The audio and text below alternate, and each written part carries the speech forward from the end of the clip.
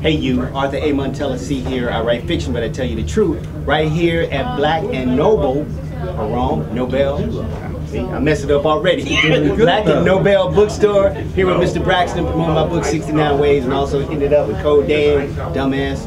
But we ain't gonna say what that means. There we go.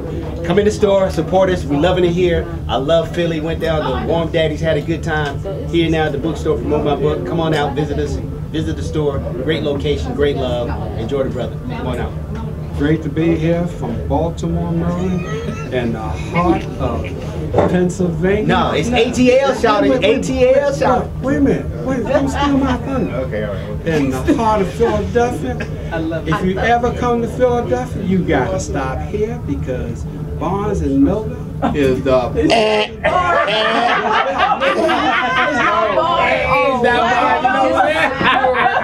It's Black and That's his last name, Black Barnes. That's his last name. It's Black and Nobel. He changed it. Black and Nobel is the place to be. Right. It was called Black Nobel.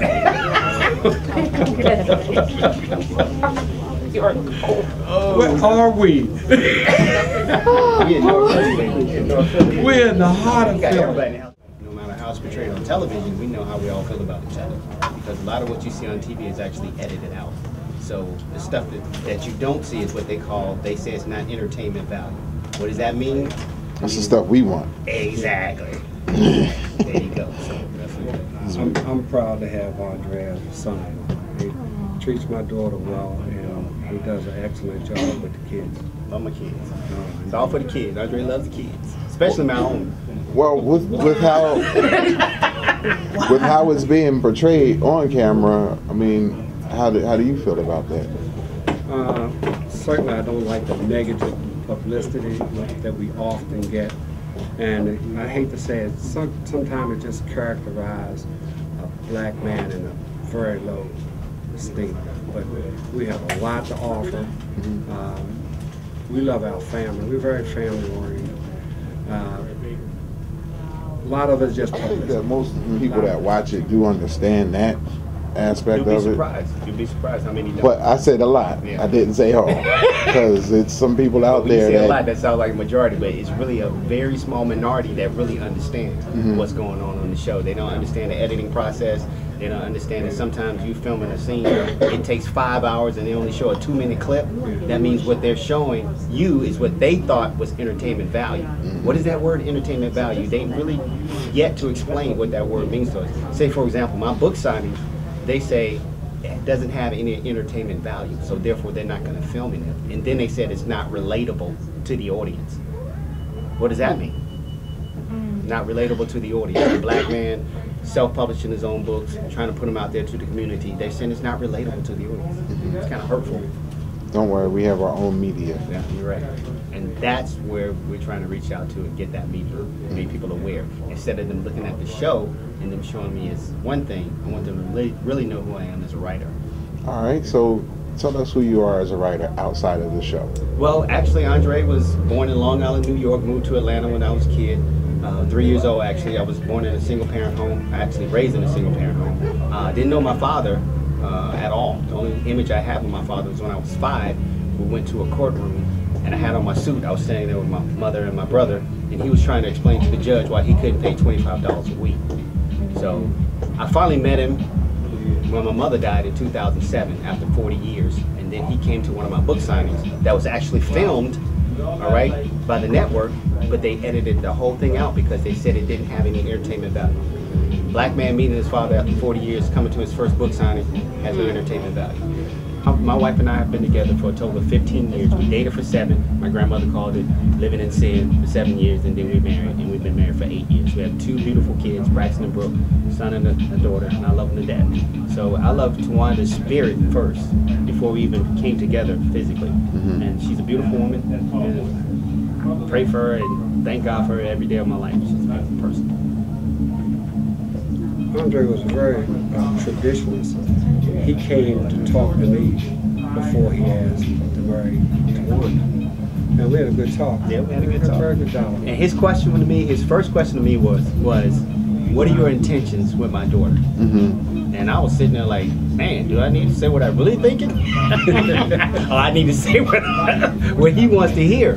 But really what came out was how I really felt. I never mentioned anything physical, whatever. I just talked about her as a person and how much I loved her as a person. You'd be surprised. There's a lot of things that she wants to do that she can't do because the network will say, can you take this off? Can you remove this? Can we? Oh yeah, definitely. They must not know where IRS is. They don't. And see, that's something that they don't know about. You understand? So what yeah, exactly. So you can sneak certain things past them when they don't know about it. Right. Because there are certain things that we can't do. They said we cannot do that. Don't wear this. Can we move this out the way? Can we move that out the way? Can we hide that? Wow. It's very demanding.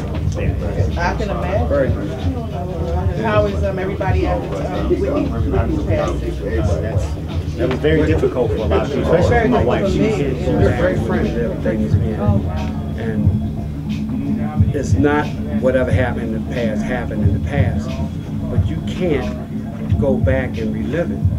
You have to do some preparation on how to restore relationships and things after things happen. I'm 33. The past is the past. Number 33. Past is the past. Well, infidelity is the physical act of something that already has taken place. And to me, maybe it's a male thing. That's not the worst thing in the world to me. The worst thing in the world is when you lose that respect and that communication. Once you lose that, it's gone. Each person restoration is between the two. And you have to come to a common ground that you both can deal with. Remember the old saying is that marriage is a 50-50 thing? No. Sometimes it's 70-30. It could be 90-10. It could be 95 and 5%. But you have to understand what roles you're in and how you're going to live that. And you can't allow anybody to come into your relationship and tell you what you should do and what you shouldn't do to make your relationship strong. Husband and wife are some peculiar people. You know, you could go to bed with an apple and fire, you know, but the next morning you're fine. And you have to let people be themselves and be their own individual. And the trust comes from allowing the other person to trust you. And you've got to put that out. I mean, if you're watching and you're worried about my husband will go out there and be with a woman, my wife, and you meet people every day. And a lot of nice looking people, you know, bad people. But it's how you maintain your relationship.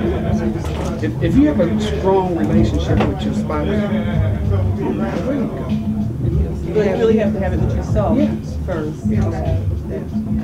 And the problem is when people tear down your esteem and tear down the respect for you, a lot of things.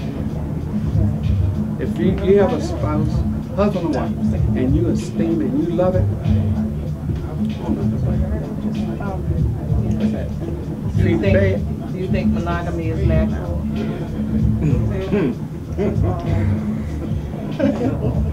Do I think It's natural. what is natural? I mean, but I'm gonna say this. I mean, That's your next book. I'm gonna address her point where she said, "Do you think monogamy is natural?" Okay. I don't think it's natural. It's something that's personal. It's a commitment. So it's something that you have to make a personal commitment to do. I think sex, the actual need for it or the desire for it, is natural. That's a natural desire. I think luck is when opportunity meets preparation. Okay. So people say, well, how did you guys get on that show? And now I have a platform to promote my work. Because the hardest thing about promoting your work, I mean, I guess self-publishing, is promotions. Yeah. That's what you don't have. You don't have the connections. This show is actually just giving me a platform to promote my work. And I'm blessed with that. So again, real quick, we have Andre Carter and Mr. Braxton from the Braxton Family Values. You're promoting your new book, 69 Ways. What we're going to do right now, you have some customers that want to sign your book. Okay. We're going to we'll let you go ahead and speak with them. That way we're not waiting out too long. We're going to take a quick break, come right back with more questions for Mr. Carter and Mr. Braxton. Real Talk program.